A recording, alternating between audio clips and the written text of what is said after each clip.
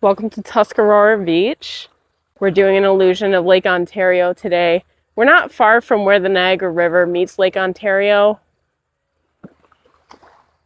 And I'm hearing the loons calling right now, I believe. See if we can get some kind of a blue before we get too far into this. I'm right in front of a bunch of trees today. I'm concerned that the shadows are gonna creep up and engulf us, but we'll have to do what we can. It's the problem with the places I like to paint, the gorges, the beaches. Typically all have some kind of a shadowy element that creeps up. Now here's the thing, when I got here, this dark blue line was a lot thinner, just like maybe 10 minutes ago, right? So I don't want to paint in that just yet.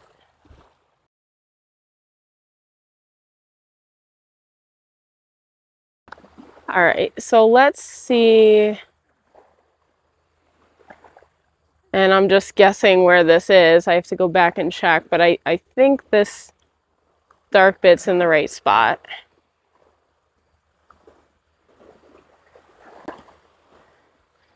I didn't really dress correctly for this one, so I'm barefoot and jeans rolled up right now.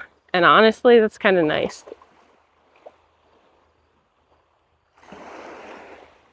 We'll just kind of tone down this middle blue a little bit. Kind of distracted watching the boats today. And now that we went darker, we're going a little brighter, and it's just a back and forth game. But I don't mind that. That water sounds so nice. So we're gonna have to tip that way more. We gotta try it. It might ruin the painting, but we don't really have a lot of choice. Let's see what we can do here.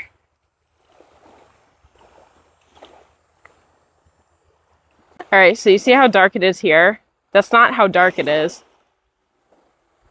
It's actually a lot brighter.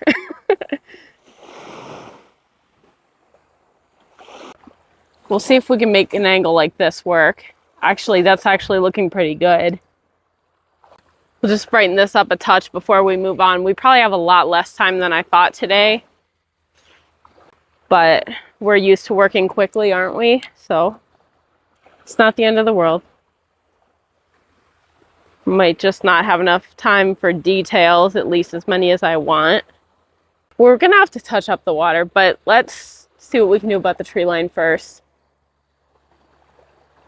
This whole thing feels like really tropical on camera, and I don't know, that's kind of fun. Just throw a few things up here to experiment a little bit. Gonna go ahead and put this green kind of everywhere. I need to remember to leave enough room for sand right there. There's a lot of really good apple picking and other kind of fruit picking places in this area. I think we've done blueberries, apples, not strawberries. Oops. Before I get nitpicky on the water, let's do the sand. I feel like I don't have enough experience mixing up a sand color. I'm not sure why that is, probably because I'm usually painting just the water. Something I wouldn't mind improving at next year, but let's just figure out today. How about that?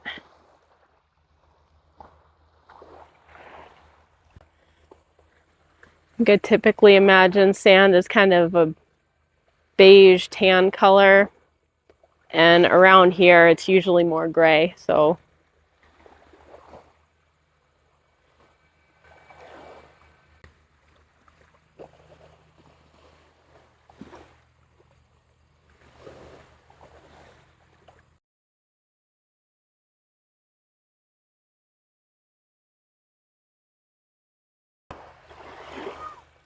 now let's get nitpicky on the water.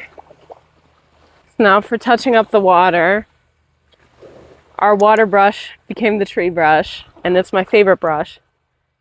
And I wish I could use it again for the water, but it's too green now, so we'll have to use a similar one.